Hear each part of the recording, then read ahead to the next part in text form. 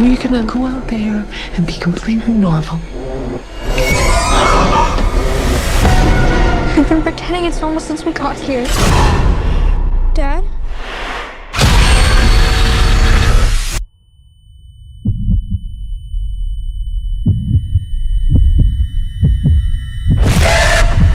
Remember that time you guys came to stay? And you flipped out and tried to leave without saying goodbye?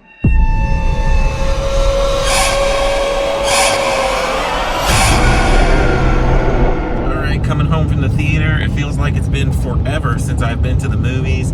I finally went and got to go see something, and I went and saw Speak No Evil. This one stars Mackenzie Davis, James McAvoy, and Scoot McNairy.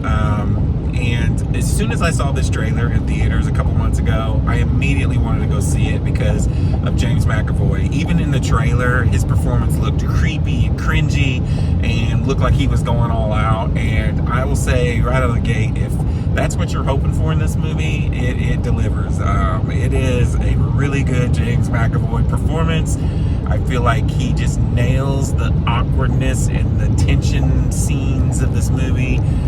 He just does a really good performance. But basically, what you have here is you have Scoot McNairy and Mackenzie Davis. They're this married couple. They have a little girl. They're out on vacation in like Italy or Greece or somewhere. They meet this other couple, which is James McAvoy and his wife and child, and they kind of hit it off on this one night, basically on vacation. And he's like, "Hey," James McAvoy says, "Hey, I have this like farm in the old country. You should come down sometime." And they're like, "Okay, sure, whatever." And then later on, they eventually do go. For various reasons, they ended up, all right, let's go, let's take them up on the offer. And then, you know, things get weird, and it kind of becomes this like psychological survival situation. Of course, there's no cell service out here on this farm. And I will say there's not like I thought there might be, when you watch the trailer, there might be some kind of weird twist or anything, but it's not really. I mean, what I thought going into it is kind of what this movie is. They kind of don't hide too much from you, and they kind of really let you know in the last act, oh, here's what's going on. But I had already guessed it before that the last act even kicked in.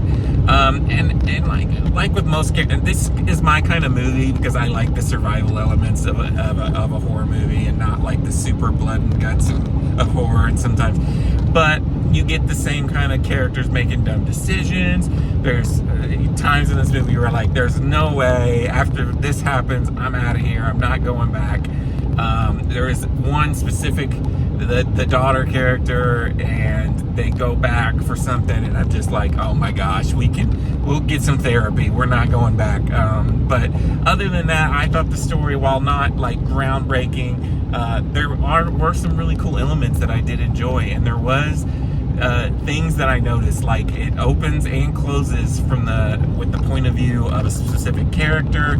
So one thing that has bothered me in movies like this before, like these survival-y kind of movies, is when your survival instinct kicks in. Like if you're just like a dweeby dude or a geeky person that doesn't know how to fight, I don't feel like you're gonna all of a sudden become a badass. I mean, who knows, maybe. But I like that this took a more realistic take. Like, these people didn't know how to fight, didn't know how to, shoot guns or do anything. And so I don't know, it made it more realistic and made it a little more tense, because I think they took it a certain direction that I think was a little bit more realistic. I think that's what I'm trying to say. But I enjoyed the movie. It is a slow burn. It takes a while to get going.